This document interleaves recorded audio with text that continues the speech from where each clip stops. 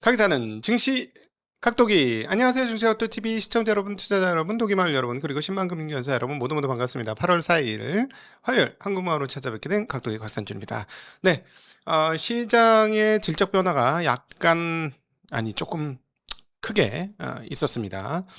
자, 그 레버리지가 규모가 축소되는 과정들에 있죠. 아무래도 8월달 접어들면서 기존 그 증거금이 1,000만 원에서 3,000만 원 올랐고 거래 단위도 조금 늘었습니다. 그래서 그런가요?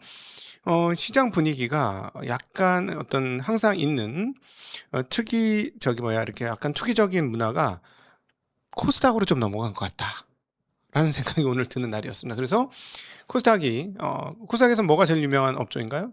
네, 그렇죠. 바이오죠. 바이오를 중심으로 아주 상당히 강력한 흐름들을 보여주고 전 업종적으로, 그러니까 반도체 일부만 빼고는 굉장히 많이 오르는 흐름들을 보여주었습니다. 오늘 진짜 전면적 상승이었다. 진짜 코스닥이 이렇게 된 것은 지난 4월 이후 처음 보는 것 같다. 네, 거의 그렇습니다. 끝없이 빠지기만 했었는데요. 아주 빠른 강세를 보여주고 있습니다. 자, 이렇게 되면 이런 시나리오가 나오게 되죠. 이번 하락장은 워낙 컸기 때문에 보통 그 다음 달에는 큰 반등이 나옵니다. 9월달 어떻게 될지라도 너무 많이 빠졌기 때문에 이거는 진짜 그 통계적으로 무조건 올라요.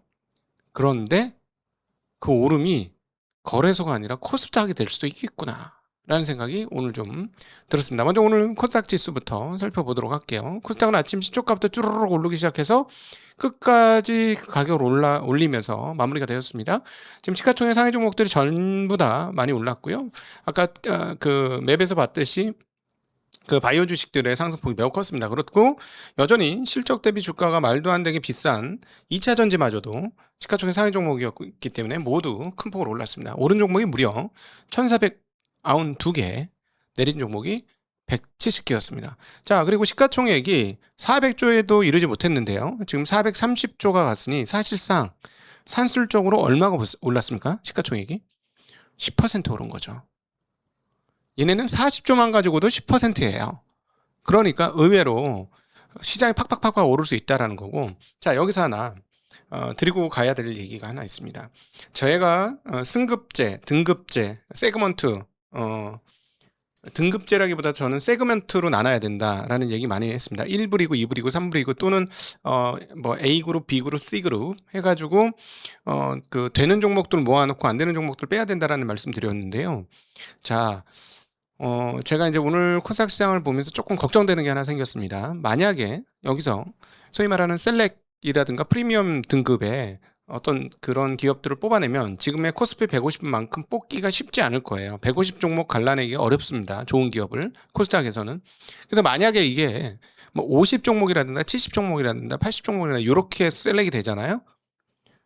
그럼 어떻게 될까요? 그러면 저는 거기에 버블이 올 것 같아요. 버블이. 왜냐하면 이거는 믿고 투자해도 되는 거야 하고 돈이 쏠리기 시작하면, 자, 제가 아까 뭐라고 했죠? 30조 40조만 올라도 10%다 라고 말씀드렸잖아요. 시장이 너무 작아요. 삼성전자 1년 영업이익밖에 안 되는 시장이에요. 물론 삼성전자 영업이익 크기 때문에 그렇긴 합니다만 작은 시장입니다. 그렇기 때문에 이 시장 대비 전체 통화 유통 자본의 양은 많습니다. 그래서 그 자본이 여기 한번 쏠리기 시작하면 말도 안 되는 버블이 나올 수가 있어요. 예, 그래서 그 부분 조심해야 할 것 같습니다. 그러면 저는 이제 그러면 세그먼트로 나눠라. A, B, C 뭐 이렇게 나누는 거 이제 더 이상 주장하지 않겠습니다. 이게 옳지 않습니다. 제가 보기에는 위험해요. 너무 위험하고, 이건 제가 지난번에 레버리지 ETF가 안 된다, 위험하다라고 얘기했을 때와 똑같은 뉘앙스입니다. 위험합니다. 위험하고. 자, 그러면 뒤집어서 보시면은 많이 오를 수도 있다는 얘기가 되긴 하겠죠. 저는 그걸 권하는 건 아닙니다. 저는 원칙적인 얘기만 할 거니까 너무 위험하고요. 그럼 어떻게 해야 되느냐? 퇴출시킬 주식들을 최대한 다 퇴출시키고 나서 해야 돼. 하려면. 안 그러면 너무 쏠려. 왜냐면 퇴출시킨 애들 다 퇴출시키고 나면 뭐 셀렉이든 뭐 엔터프라이즈든 무슨 뭐 프라임이든 뭐든 막 이렇게 만들면 대체적으로 다 투자해도 괜찮은 회사들이 남은 거잖아요. 그럼 투자하면 되잖아. 뭐 관리 소수 몇몇 종목들만 빼고는 투자하면 되잖아요. 그렇게 바뀌어야 됩니다. 그래서 좀 위험하다라는 말씀을 이제 제 입장을 바꿨습니다. 제 입장 바꾼 것을 얘기하지 않으면 너무 위험할 것 같아서 또 나중에 후폭풍 온다. 레버리지 ETF처럼. 그래서 그 말씀 드리고 싶습니다. 자, 오늘 거래소 종합주가지수 볼게요. 거래소 흐름은 완전히 궤적이 완전히 다릅니다. 아까 그 코스닥하고 그 이 차트 그림 한번 볼까요? 얼마나 궤적이 다른지. 완전히 달라요. 완전히.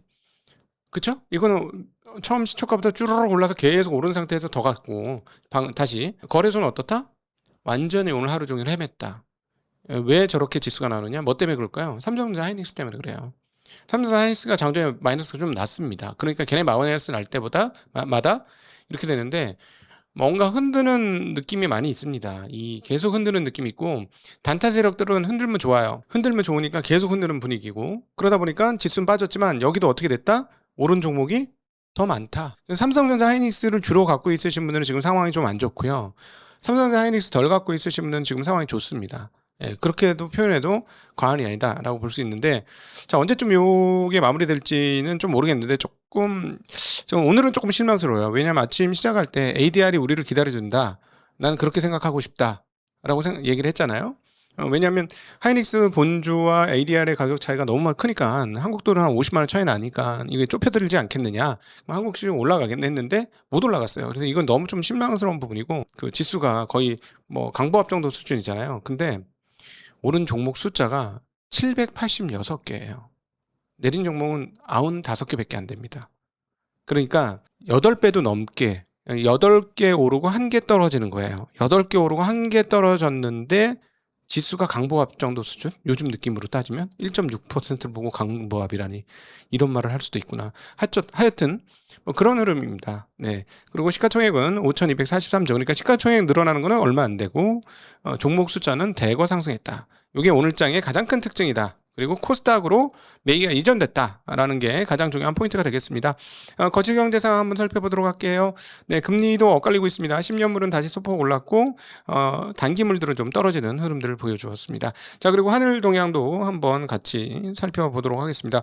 원화환율은 지금 1,431원인데요. 지금 현재 바로 시점은 1,433원까지도 하고 있고 일본 엔화는 다시 올라오면서 157점 지금 8까지 올라와 있습니다. 150, 그다음에 달러는 다시 100을 회복하는 모습을 보여주고 있어요. 지금 99.9에서 100으로 소폭 좀 올라오고 있습니다. 자, 엔화하고 원화하고 약간 묶인 느낌 다시 듭니다. 단기적으로는 엔화 대비로 조금 강세를 보여주긴 했습니다만 그 940원이 910원, 900원으로 바뀌었다는 거 빼고는 여전히 엔화에 좀 묶여 있다. 그리고 이번 한미일 공조 이야기가 지난달 31일 날 나온 이후로 더 묶인 느낌이 든다라는 거 감안하시면 좋을 것 같아요. 자, 업종별 흐름 보도록 하겠습니다. 자, 건설이 무려 8.88%나 올랐습니다. 엄청나게 올랐죠? 자, 무슨 생각을 여기서 해야 됩니까?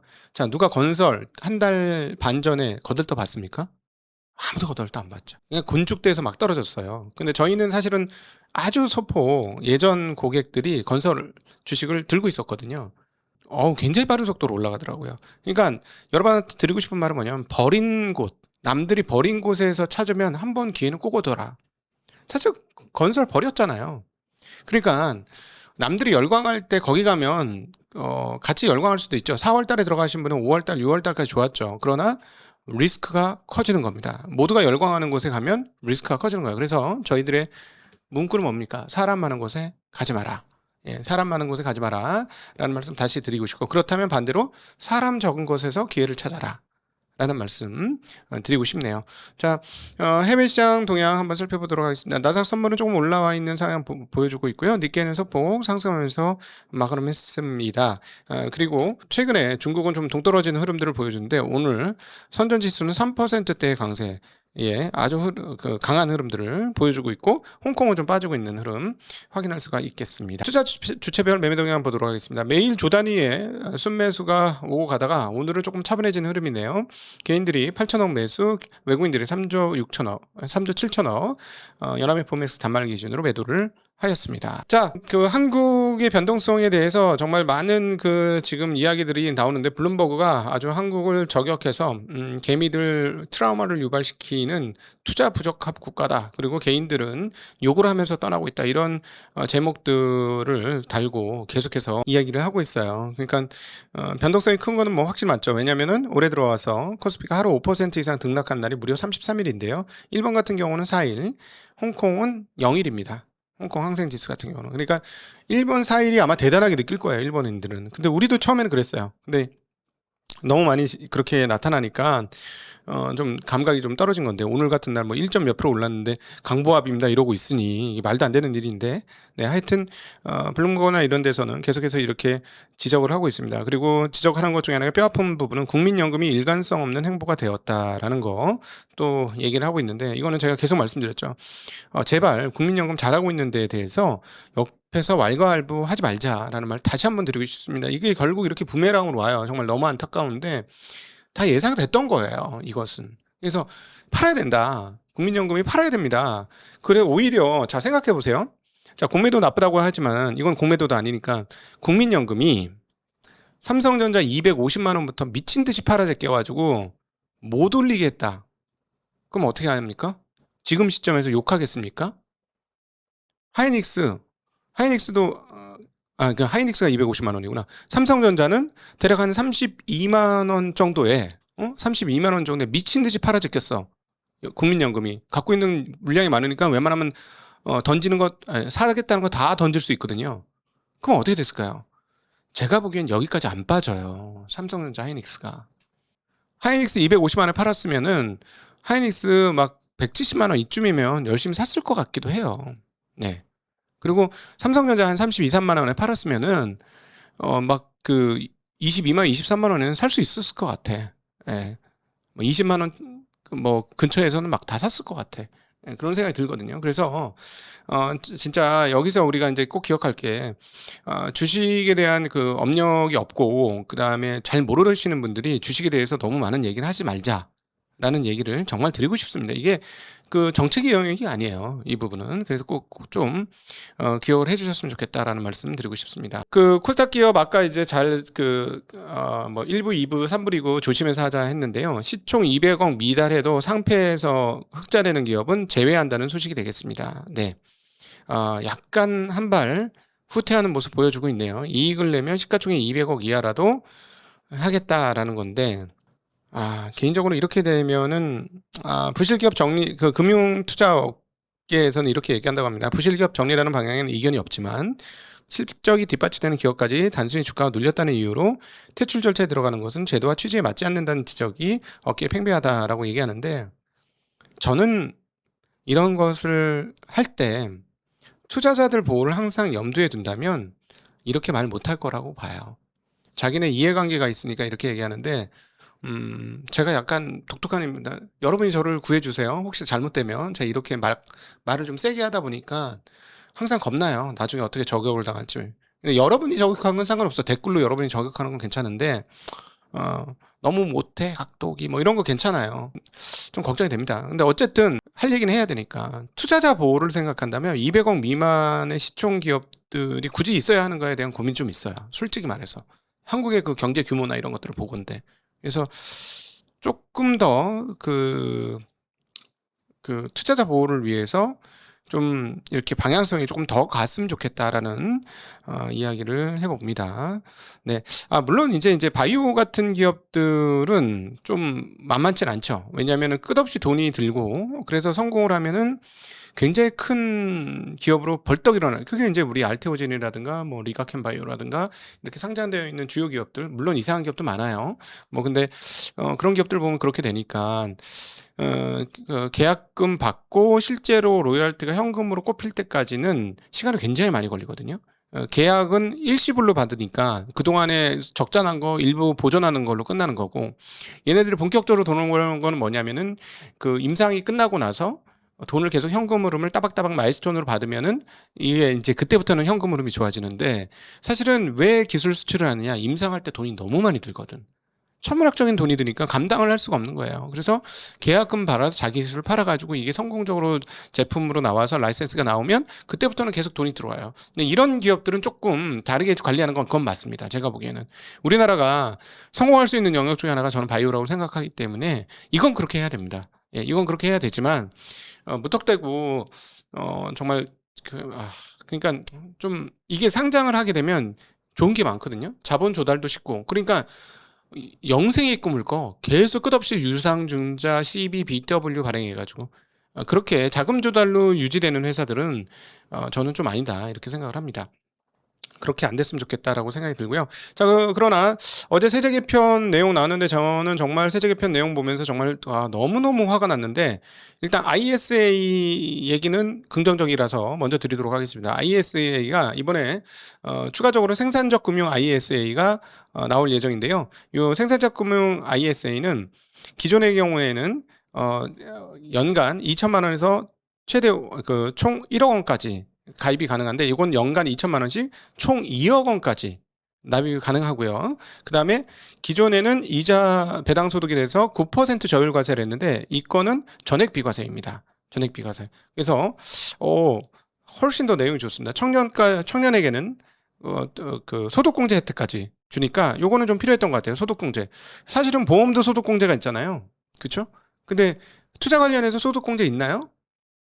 거의 없죠. 예전에는 펀드의 소득공제 같은 게 좀 있었어요. 있나요? 없죠. 시장 작살날 때도 그런 건 없었어요. 왜요? 주식시장이 잘 되면 안 되니까. 내 말이 맞다니까. 그동안에 한국에서 주식시장이 잘 되기를 원했던 데가 없어요. 그래서 여러분 하나 꼭 드리고 싶은 얘기는 그래도 주식시장을 좋게 만들려고 하는 그런 의지가 있는 게 더 좋다. 이러쿵저러쿵 막 말이 많아도 그 의지 있는 게 훨씬 더 좋다. 옛날에 아예 의지도 없었다. 어쨌든 자 이제 조만간에 ADR 상장 25일이 지나는 시점이 됩니다. 오늘 저녁 되면. 그러면 ADR 때문에 얘기 못했던 ADR에서 얘기 안 한 걸 함부로 얘기하면 큰일 나니까 얘기 못했던 하이닉스의 입이 터지는 기간이 됩니다. 자 하이닉스가 세계적인 기업과 한국의 우수한 기업이 되려면 뭘 해야 된다고요? 주주 환원을 해야 됩니다. 이번에 주가 빠졌을 때도 대폭적으로 실망한 것은 그렇게 돈을 벌었는데 그리고 직원들도 돈을 꽤 많이 버는데 주주들에게는 무엇을 줄 것인가에 대한 언급이 없었고 회사에서는 이렇게 언급을 했습니다. 연내 밝히겠다. 네, 연내 제시하겠다 라고 얘기했습니다. 꼭 하실 줄 믿습니다. 자 그러나 연내가 아니라 내일부터는 하셔도 법적으로 문제가 없겠습니다. 내일부터 하이닉스의 과연 어떠한 주주환원 정책이 나올지를 기다리도록 하겠습니다. 네, 세계적인 기업이라면 반드시 해야 되는 주주환원을 어떻게 하는지 보도록 하겠습니다. 자, 어제 저희가 데이터값 보여드리면서 디램 가격의 흐름과 수출입 동향 데이터 어제 오후에 보여드렸죠. 그 중에서 하나 조금 이상한 게 D램의 그 총 수출액이 조금 떨어졌고 또 하나 SSD 컴퓨터라고 표현되는 SSD도 좀 떨어지는 걸 봤는데요. 자, D램은 뭐 모르겠습니다. 앞으로도 HBM 팔 게 많고 아직 여전히 쇼티지이기 때문에 전혀 문제가 없다라고 보는데 SSD가 조금 궁금합니다. 왜냐하면 SSD는 이 SSD에 의한 착시가 있다는 소식이에요. 이 SSD는 어디서 씁니까? AI 데이터 센터에서 이 대용량 엔터프라이즈용 SSD를 ESSD라고 하죠. 기업용. 그런데 요게 단가가 사상 최고치를 찍었어요. 예, 당연히 AI 서버에 쓰려면 고장도 안 나고 열에도 잘 견디고 뭐 좀 튼튼해야 하지 않겠습니까? 용량도 사이즈도 크고 그러다 보니까 이쪽은 가격이 계속해서 올라가고 있는데 이번 7월달 수출입 데이터를 보니까 일반 낸드 플래시는 가격이 상당히 떨어졌다는 거예요. 7월달 SSD의 수출 단가는 킬로그램당 25,072달러, 전월 대비 무려 19% 상승을 했고요. 통계 작성 이후 최고치입니다. 반면에 플래시 메모리 수출 단가는 킬로그램당 61,751달러로 전월보다 1% 하락했습니다. 그래서 자 앞으로 제가 보기에는 DDR보다는 낸드 플래시 쪽이 조금 약한 고리가 될 것 같아요. 그래서 낸드 플래시가 어떻게 되느냐에 따라서 그림을 좀 보아야 되겠다라는 말씀 드리고 싶습니다. 자 그러나 빅테크들의 자본 지출의 흐름을 보건데 27년까지는 전체적으로 문제가 없다라는 그 의견들이 많습니다. 지금 일단 AI 붐의 흐름을 보면은 AI 붐을 차트로 한번 보면 어떤 상황이냐면 역대 여러 가지 그 투자가 있었어요. 그 운하건설, 그다음에 철도, 닷컴 때 이렇게 투자가 엄청나게 됐거든요. 엄청나게 됐는데 그 역사적으로 보면 그 당시에 가지고 있는 에너지 총 자금 대비 설비 투자가 얼마냐 이건데 지금 운하건설 때보다도 더 높다는 거예요. 역사적으로 투자 중에서 이번 AI 붐 투자가 가장 빛나게 급증하고 있는 투자 붐이다라는 거죠. 이 그림이. 그래서 지금 우리가 그 뭐 100년 만에 홍수다라고 표현을 했는데 충분히 그럴 상황이라는 게 이걸 보시면 뭐 철도혁명도 있었고 뭐도 있었는데 그거보다 훨씬 자본 지출이 빠르다라는 겁니다. 그리고 자본 집약적이라는 표현도 될 수가 있겠죠. 그거는 골드만삭스에서 빅테크의 자본 지출을 분석을 해봤는데요. 골드만삭스는 2028년까지 대규모의 투자 확대가 진행이 될 것이다라고 얘기하면서 25년도 1,540달러에서부터 시작했던 이 투자가 올해 한 8천억 달러 가까이까지 증가하는데 작년 올해 이렇게 주가가 많이 뜬 이유 중에 하나가 저 성장률을 한번 보세요.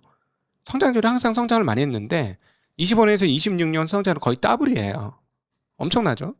예, 근데 내년까지도 또다시 엄청나게 30% 이미 성장한 데에서 30%니까 굉장히 큽니다. 근데 1조